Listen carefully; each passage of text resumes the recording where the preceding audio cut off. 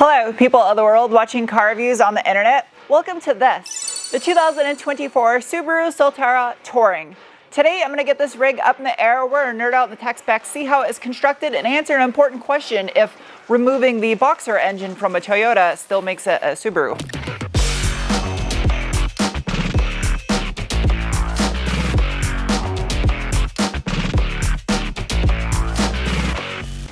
Okay, let's look underneath the giant RC car.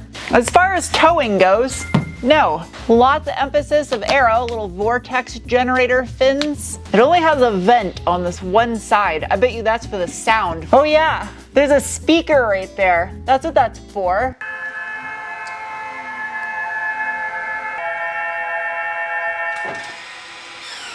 Off-road wise, it's got nice short overhangs and actually quite a bit of angle there for the departure angle. Out back, the Solterra utilizes an all-steel in construction double wishbone suspension with aluminum knuckles, a divorced coil spring. The dampers, which have an internal rebound spring, are manufactured by Todd C, Japan. Plastic aero winglet attached to that lower spring bucket. The rear anti-sway bar measures in at approximately 24 millimeter in diameter. Can I see anything?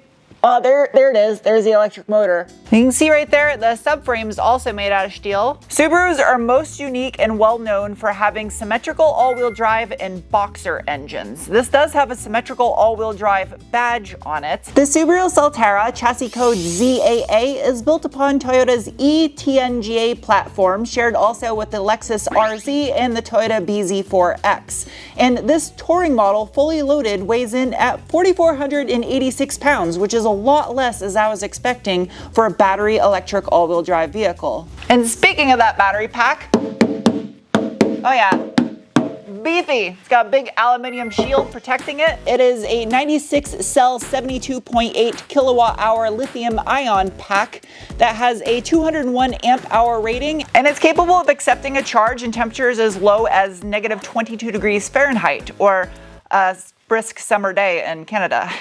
I thought this was kind of neat. To put this thing on a lift or jacks, it has a bunch of little arrows pointing to this thick aluminum pad that's bolted on here that you can jack it from.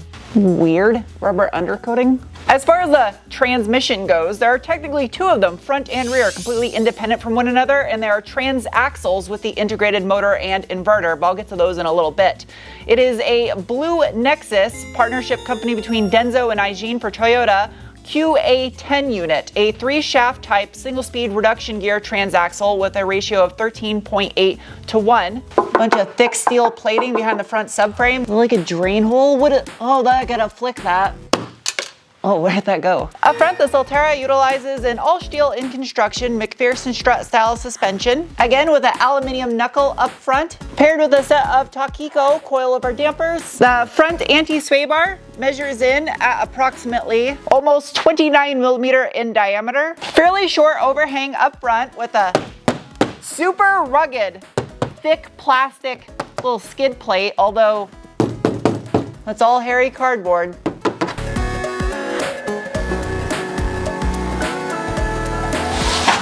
All right, time for the braking test. Nothing behind me. Ready, set, go. Ooh, there goes all my stuff. Super angry ABS, jeez. A little bit longer stopping distance than I was hoping for. Aggressive ABS, super loud. Very smooth though, just on the stopping distance. That braking was just made possible partially thanks to a set of 2-piston floating front calipers with a 328 millimeter front rotor. The wheels, they are a 20 by 7.5 die-cast alloy wrapped in a 235/50 20-inch Bridgestone Turanza EL450 tire. Those wheels are held on by 5 M14 by 1.5 lug nuts and must be torqued to approximately 140 Newton meters of torque at all times to maintain contact with the vehicle.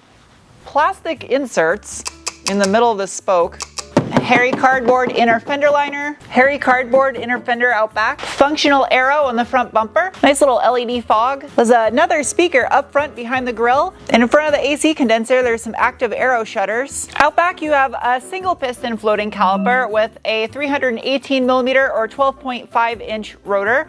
The wheel and tire, same size as you have up front. In the name of science, I am now going to give this thing the beans. Bolstering assessment. In the middle. It's got a little bit of bolstering to it. The upholstery is done in this two-tone navy blue synthetic leather and light gray in the center. They're both heated, ventilated, as well as the steering wheel is heated. The seats are full power memory with power folding mirrors as well. And speaking of that steering wheel, not only is it flat bottom, it's also flat top. And behind it is the robot Terminator eyes to make sure you're paying attention. There are flappy paddles behind the steering wheel, but that's to adjust the regeneration cycle, not for shifting. Also have a button right here for the one pedal drive mode, kind of. It just puts your regeneration in maximum. As far as drive modes go, I can press right here where it says drive mode, and you can go from power to eco to normal. If I press right here, I can defeat traction control. If I press and hold it, it'll defeat everything. The drive select knob is a little confusing. I kept putting it into neutral instead of park by accident because you press and rotate to go to reverse, or press and rotate to go to drive. Press it down for neutral, and then you can push up here for park. This is actually the first time I've driven this thing in the power mode since I've had it, so let's see what this thing can do. Give it a little assistance and let it eat. Ready? Go. Ooh, not bad. Nice little torque shove. That's good.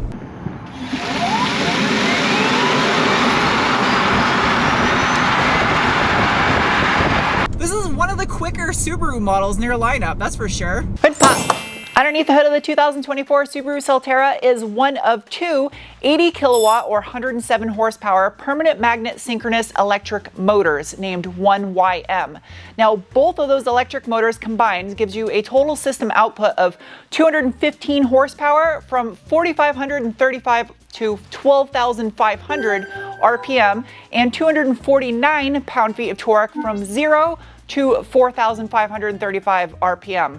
Very strange, flat, broad power band if you were to look at it on a dyno. Pretty sure the last Subaru they ever made that did not have a boxer engine in it was the 90s Justy. That had the little 3 cylinders, essentially a Suzuki. But this is an EV. You can see the electric motor right here. It's all integrated into one unit, the Blue Nexus transaxle, the electric motor, and the inverter. This still has a traditional 12-volt battery for the accessories. Now there's two different cooling systems. You can see that there's different expansion chambers right here, and they actually utilize a different color coolant for each one of them. Genuine traction battery coolant only. And you can see it has an orangish red coolant. However, over here there is the secondary cooling system using a pink coolant. Additionally, you can see there's a ton of manifolds and hard lines over here for refrigerant because it has to not only cool the interior of the vehicle, but also it's utilized for the propulsion system as well. That's neat. Look at all the braiding and those high voltage cables for going to the inverter. Now, also there is a 2-wheel drive version of this vehicle available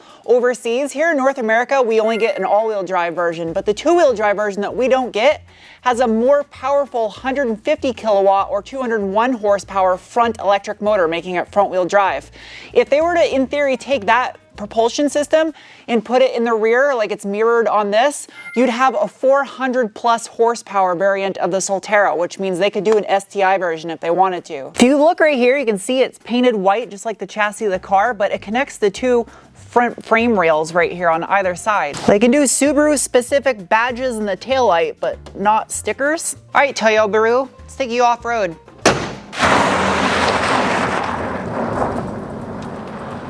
I'm doing a little bit of a hybrid on and off-road review of this thing because of the fact that it's got 20-inch wheels and high-efficiency Turanza tires. It didn't make sense to do a full off-road review. So I am going to do the hill climb test because it's really going to put this all-wheel drive system to the test, especially on these tires. As far as off-road modes go, I have the X mode button. Press that. That still makes Subaru noises. And I have snow and dirt dual mode, or deep snow and mud, and that actually defeats the traction control. Man, this is nerve-wracking. I do have 8.3 inches of ground clearance, which is quite a bit actually. Curious if this will do better than Subarus with CVT transmissions. All right, already at the get-go. I haven't even made it to the hill yet and it's not letting me. I'm gonna put X mode into deep snow and mud. That turns off the traction control. So let's see if that helps. Okay. Oh yeah. Oh, I got trail cam. Wow. The robots are trying to figure out how to make it possible with these tires. It's trying. It has terrible tires on it for this. It will not allow any wheel spin though, because the wheel speeds will get so high since it is an EV. It wanted to do it. I felt like it could, but these tires are terrible for this. That's exactly what I was thinking, because it looks like it wants to so bad. We're gonna give this thing a chance for redemption on a slightly steeper but easier hill because it doesn't have as drastic of an articulation challenge or a giant ravine in the center that could cause some damage if it failed. I'm gonna keep it in the deep snow and mud setting. That seems to do better despite what you think it would. Here's my approach angle test. All right. Come on, Subaru. Oh, come on! No! I thought it would do it. If I could get an approach with some more speed, I would have a better chance at it. Dude, these tires are terrible for off-road. I'm just sliding uncontrollably. Come on, Subaru. No! Come on, robots, figure it out. I'm gonna give it brake and throttle. It won't do it.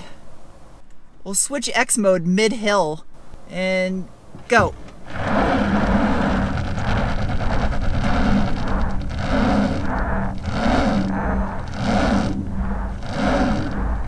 No. So the verdict is definitely tires would make a massive difference on this, but also the all-wheel drive system, I don't really necessarily know if it was putting the power down to the smartest places. It felt over there on the articulation spot that it was trying to brake the wheels that were up in the air, but right here on this, the tires that had grip, it felt like it was sending it to the ones that had least grip instead. Does it have... No? Ah. This little shady boy goes over the top. Oh, Harman Kardon subwoofers right there. Looks like a 8-inch subwoofer. The power charge cable gets stowed underneath there. But don't stick your hand into the stripe shadow. Okay, got it.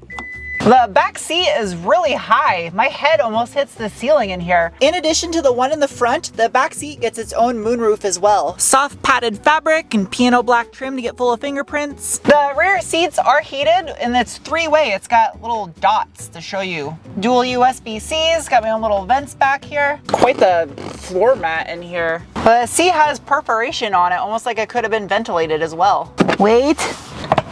They do recline!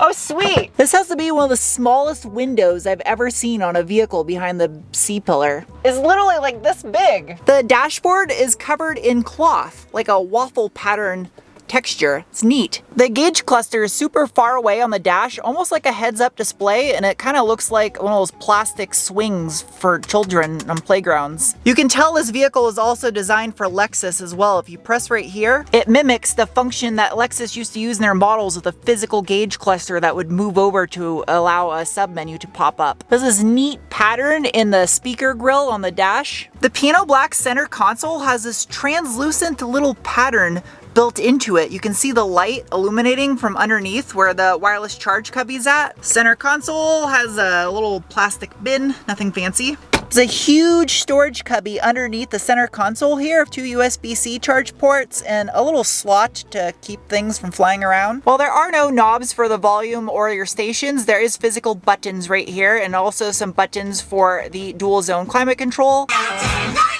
The Harman Kardon sound system in here is super crisp and clear. It's got good bass. Overall, it's pretty decent. I also have a quick access for the 360-degree camera. That's my tripod, not an Enderman. Where it shows a white Solterra. Can you adjust the color of it? Yes, you can. Good job, Subaru. Well, at least this part is accurate. I don't know if you can tell, but there is a little blue Subaru logo on the front of that red Solterra.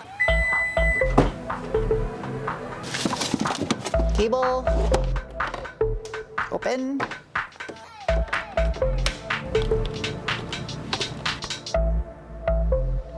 As far as on-road driving goes, the first thing I notice is the suspension picks up all the little tiny deviations and bumps and cracks in the road. You definitely can feel it in the seat of your pants. I don't know if it has to do with the weight of the vehicle or the fact that it's got 20-inch wheels, but it is something you notice. Cornering ability. Well, you can definitely tell the center of gravity is low. That's something Subaru likes. That's why they use boxer engines. You can feel the weight. It's got some body roll to it despite having that low center of gravity. Yeah, you definitely can feel the weight of the vehicle when you hit little bumps in the road. That definitely shows up. Changing into a different drive mode, into Eco, there isn't a very noticeable difference. The acceleration still feels kind of the same in Eco as it does in Power mode.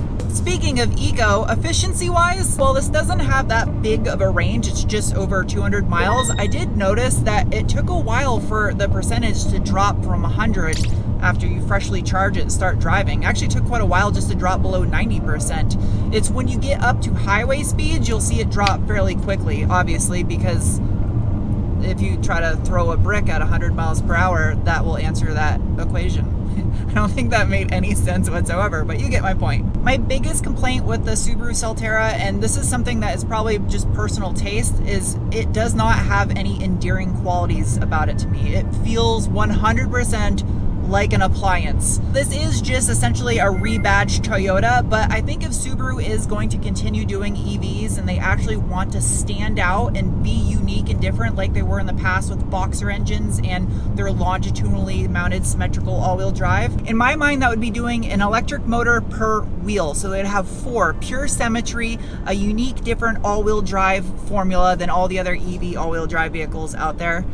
And they'd be unique and different and probably have some more character that way.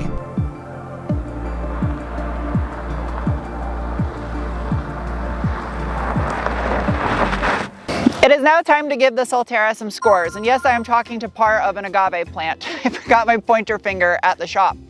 First up is the bean score, the assessment of feeling you get in your gut when you give it the beans. And the Solterra is getting a rating of... Next is a cookie score, the assessment of value, and as this top trim spec is equipped in the low 50s, it gets a rating of... Next is the wrench score, the assessment of ease of maintenance, and it earns a rating of... For the time being, these ratings are against all propulsion systems of all types of vehicles. And I think later in the future, I may start divorcing EVs from internal combustion engine vehicles because they are vastly different in that area. Next is the squid score, the assessment of handling, and it earns a rating of... And lastly is the penguin score, the assessment of how much I personally like a vehicle, and the Solterra gets a rating of... I don't get a feeling of Subaru from this vehicle because I mean it's a Toyota, but I miss that flavor and it matters. Character matters in vehicles. Anyway, I hope you guys enjoyed this review. I'll see you soon with another. Bye.